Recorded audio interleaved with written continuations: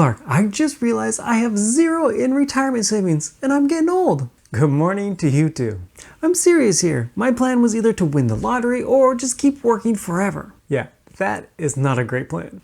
So what do? You open up an IRA or a Roth IRA, and lucky for you, I'm about to walk you through this in less time than it takes to make a sandwich. So come on over. Lucky me, show me how this is done. So first things first, you're going to need a brokerage account. Now that's just a fancy term for a place where your money is going to live and grow. Okay, where do I get any of those? Do I have to go to a bank and talk to someone in a suit? Nope, you do it all online. Places like Fidelity, Vanguard, and Charles Schwab. I really like Vanguard, so that's what we're gonna look at today. Vanguard? That sounds expensive. It's actually free, literally $0. I don't trust things that are free. Fair point, but I promise it is legit. So step one, go to Vanguard's website and click open an account. Okay, I'm there. Now what do? And then choose Roth IRA. Wait.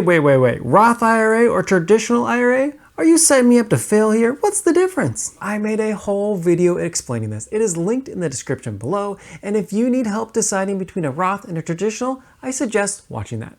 Oh, so now I gotta do some homework too? It's a 5-minute video explaining the differences, and it'll help set yourself up for success. Okay, fine, I'll watch it. So once you pick your account type, you fill in all your information, name, address, social security number, all the usual stuff. That's it? I thought there would be way more paperwork than that. Nope, just a few clicks. Now the fun part. Let's get some money in there. Oh, now you're gonna tell me this is the part where I need to cut all my fun spending money. You won't have to cut all your fun money. The limit is $7,000 a year or $8,000 if you're 50 and older. $7,000? Clark, I barely have $700, which is exactly why you automate it. You're not gonna dump $7,000 in there in one go. So set up those automatic transfers like $270 every other week. Automatic so I don't have to remember? Exactly, you don't have to remember. You set it up once and it happens for you every single time that you want it to. So like a subscription, but instead of Netflix, this is for my future?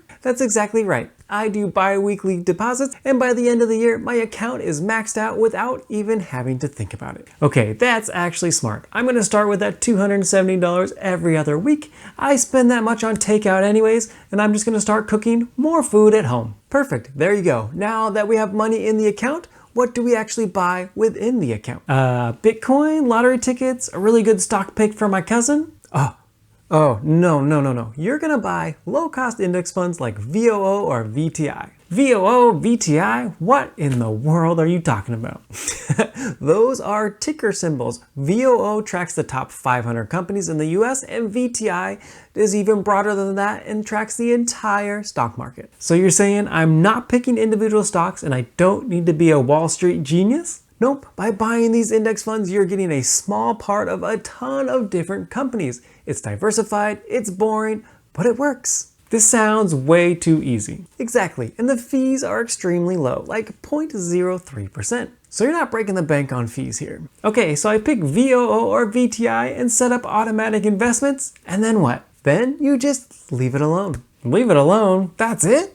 That's it. You just let it sit there for decades. You don't touch it. You don't panic when the market dips. You just let it do its thing. But what if I want to check on it just to make sure it's okay? You can go ahead and check on it, but try and keep your emotions out of it. The market goes up and down, so don't panic if your account is going down sometimes. So I shouldn't check it every single day? Definitely not. I like to check mine every month, but for some people that is overkill. Decide what's right for you and just check it every once in a while just to see that your money is doing what it's supposed to be doing. I think I'm gonna do the same thing as you. Okay, so to recap here, open an account, fund it automatically, invest in boring index funds, and then let it sit for 30 to 40 years? That's literally it. You just set yourself up for retirement with this one single conversation. That's way easier than I thought it would be. Now go watch that Roth IRA versus traditional IRA video so you don't mess this up. The link is in the description below. All right, we're done here, so go open up that Roth IRA. Thank you so much for watching, and I'll see you in the next one.